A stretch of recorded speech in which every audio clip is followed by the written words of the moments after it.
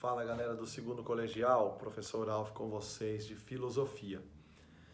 E voltando para o tema que nós estamos estudando, capítulo 5, a crise da razão, hoje nós entramos no pensamento de Friedrich Nietzsche, o grande filósofo alemão do século XIX que escreveu a obra Assim Falou Zaratustra, como escreveu também Para Além do Bem e do Mal, Genealogia da Moral, O Anticristo, Aurora, Crepúsculo dos Ídolos, O Nascimento da Tragédia e tantas outras obras.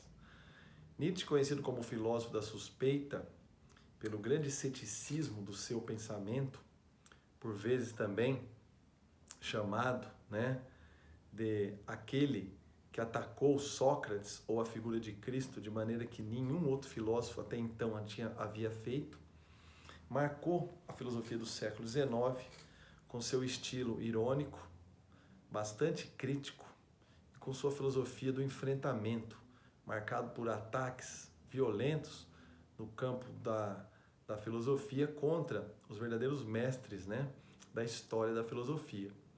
Toda a obra do Nietzsche está voltada para um estilo de escrita bastante peculiar, escrita num estilo de aforismo, de versos rápidos. Seu pensamento e sua vida estão bastante articulados num projeto que se voltava de forma audaciosa para a construção na Alemanha do século XIX de um resgate ou um renascimento da cultura trágica grega na modernidade. Nietzsche foi um grande admirador da filosofia trágica que antecedeu a Sócrates. O período pré-socrático, sobretudo a filosofia de Heráclito, que era, como para Nietzsche, um grande mestre. Lembrando que a filosofia de Heráclito se baseou sobretudo na compreensão do movimento, da vida entendida como um fluxo, impermanência, transitoriedade, movimento, contradição. Assim, a filosofia de Heráclito, que afirma o devir, o vir a ser da existência, como a própria constituição dos seres no mundo, é a base do pensamento, uma das bases do pensamento do filósofo alemão, que buscou também compreender a arte grega como sendo fundamental na construção da cultura helênica.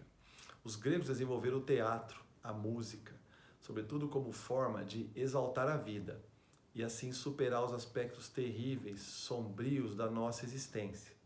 Para Nietzsche, os gregos foram o único povo a entender que a vida, não tendo sentido nem propósito algum, sendo marcada pelo sofrimento e pela transitoriedade, ela constitui, sobretudo, uma possibilidade de realização de um projeto artístico único capaz de suportar a própria existência.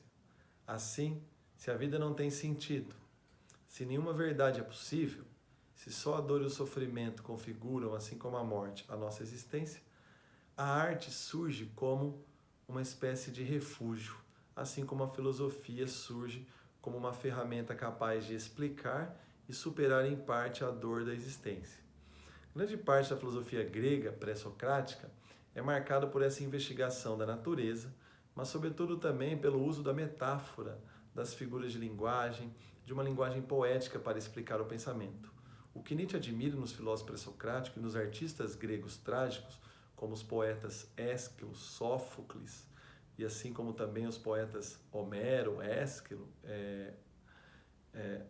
que escreveram antes do período clássico, é exatamente essa capacidade de unir pensamento e obra, unir as ideias e a vida, numa existência que se volta para a pura existência filosófica. Na filosofia de Nietzsche, Sócrates representou um marco decadente, uma vez que com Sócrates, o culto da razão e da ciência passam a superar a apreciação da arte. Sendo assim, a ciência passa a ser o critério de validade para aquilo que é verdade. A filosofia moral de Sócrates também é criticada por Nietzsche, pois a moral é entendida por Nietzsche como uma filosofia decadente, voltada para a domesticação, para o adestramento, para o controle social do homem, sobretudo para a negação dos nossos impulsos.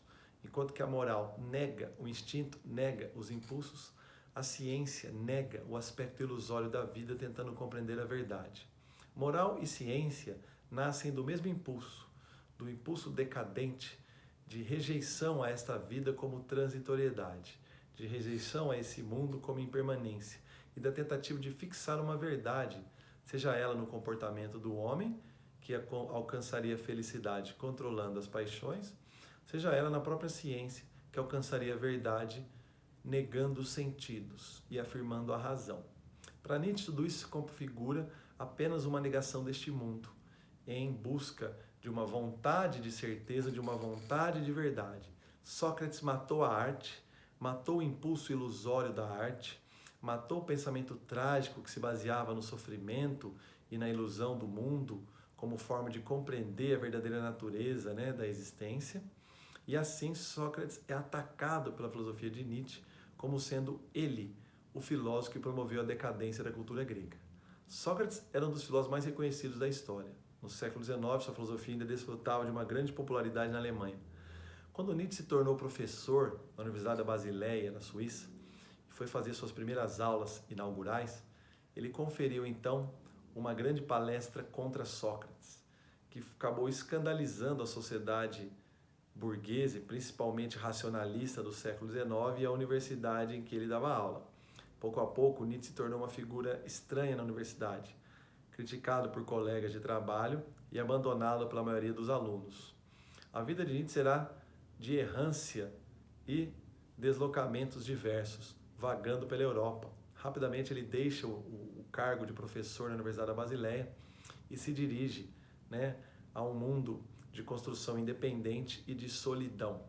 Sua filosofia trágica, indeterminista, marcada pelo ataque ao racionalismo, pelo ataque ao moralismo e ao conservadorismo, ao mesmo tempo pelo ataque ao liberalismo e a toda forma de otimismo esperançoso do homem, acabou construindo uma grande porta de entrada para as filosofias do final do século XX, chamadas de pós-modernidade.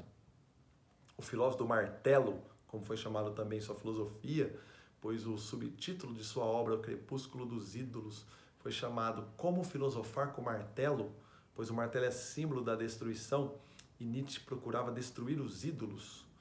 Assim ele fala na sua obra Crepúsculo dos Ídolos: destruir ídolos, isto sim é minha missão, e não melhorar a humanidade.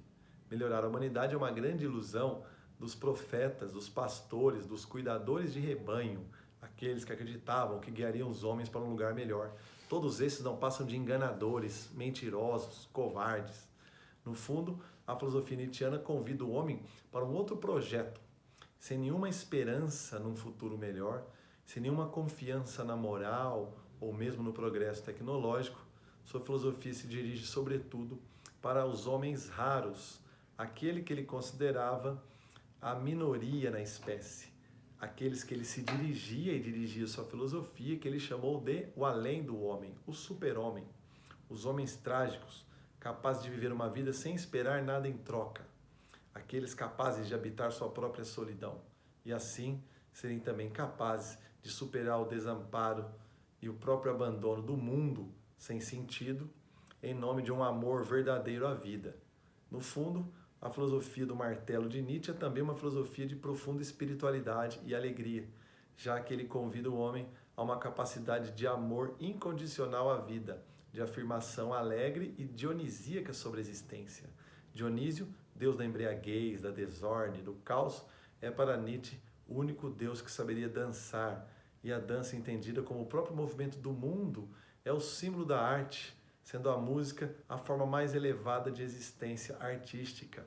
A arte, então, volta na sua filosofia como única ferramenta capaz de superar o sofrimento e a ilusão da existência.